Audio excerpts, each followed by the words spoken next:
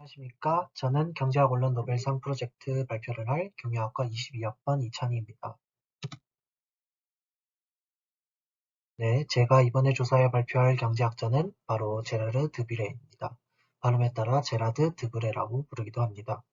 드브레는 1983년도에 노벨 경제학상을 수상한 경제학자입니다. 일반 균형 이론과 그의 저서인 가치론으로 유명합니다. 드브레는 1921년에 프랑스 칼레에서 태어나 파리 대학교를 졸업하였고 이후 미국에서 활동하였습니다. 그는 수학자이자 경제학자였으며 캘리포니아 대학교 버클리의 교수로서 활동을 하기도 하였습니다.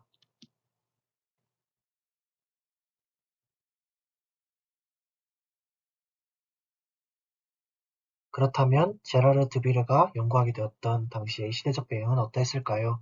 당시는 20세기 후반이었습니다. 18세기 애덤 스미스의 국부론 이후로 경제 연구가 당시에 활발히 이루어지고 있었고요.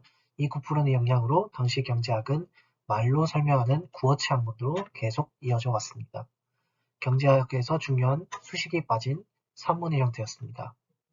이때 19세기부터 티넨, 쿠르노, 제번스, 에지워스, 마셜 등의 학자가 등장하며 그 기조가 바뀌기 시작했습니다. 1826년 메클렌부르크의 지주였던 튀넨이 토지의 지대를 수식으로 설명하였고 이후 프랑스의 쿠르노가 독점과 복점을 수학적 이론으로 설명하였습니다. 또한 영국에서 19세기 후반 제번스, 에지워스, 마셜이 소비자와 기업의 행태를 비적분을 응용하여 체계적인 형태인 모형으로 개발했습니다. 그러나 이러한 이론들은 그저 단순한 개별 소비자나 기업의 행태에 조용되기만 하였습니다. 이후 왈라스, 파레토 등의 학자들이 프랑스 캔의 경제표를 바탕으로 경제 전체를 유기적으로 설명하는 수학적 이론을 만들었습니다. 이 이론들은 모두 일반 균형 이론의 일종이라 할 수 있습니다.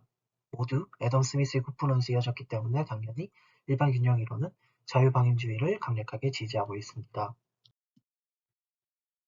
네, 그렇다면 이제 제라르 드브레의 연구 내용에 대해 설명해 보겠습니다. 제라르 드브레는 일반 균형 이론을 완성했다는 평가로 노벨 경제학상을 수상하게 되었는데요.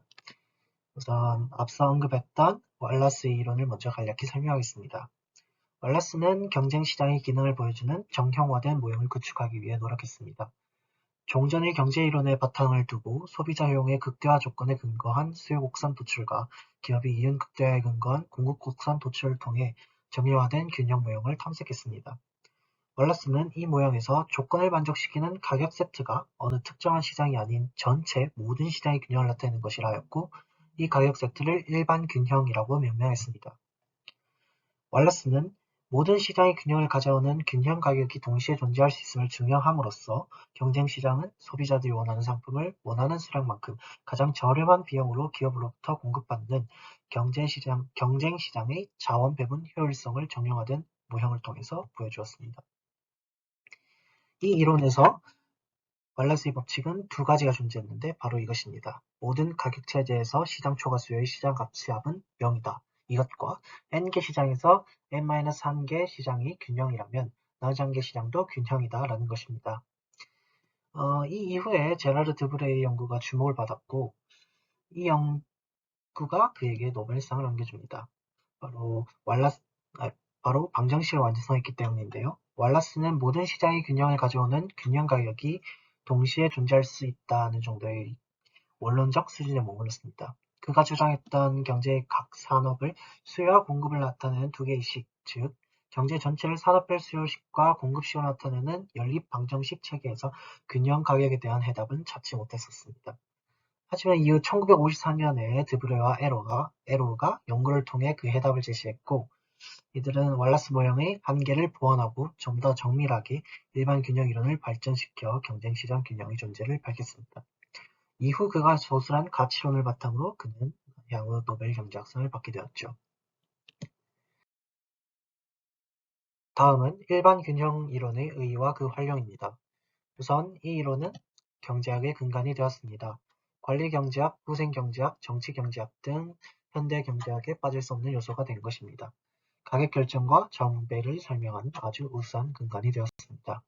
또한 경제학에 수학을 도입시켰다는 중요한 의의를 가집니다.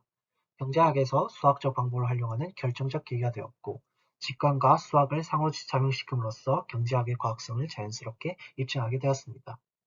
그리고 이 이론은 현재 다방면에서 활용되고 있는데요. 관련 논문을 탐색하면서 수입 자유화 효과 분석과 수자원 관리 방안 연구 등에 관한 논문을 찾을 수 있었습니다. 수자원 관리 방안 연구의 내용은 순환시켜야 하는 수자원이 그 과정에서 발생하게 되는 처리 비용, 그 비용과 관리를 통한 효용을 비교해서 경제학적 관점에서 방안을 연구하는 내용이었습니다. 이렇듯 이 일반 균형 이론은 경제에 대한 분석뿐만 아니라 다양한 정책에 있어서도 다양하게 활용되고 있음을 확인할 수 있었습니다.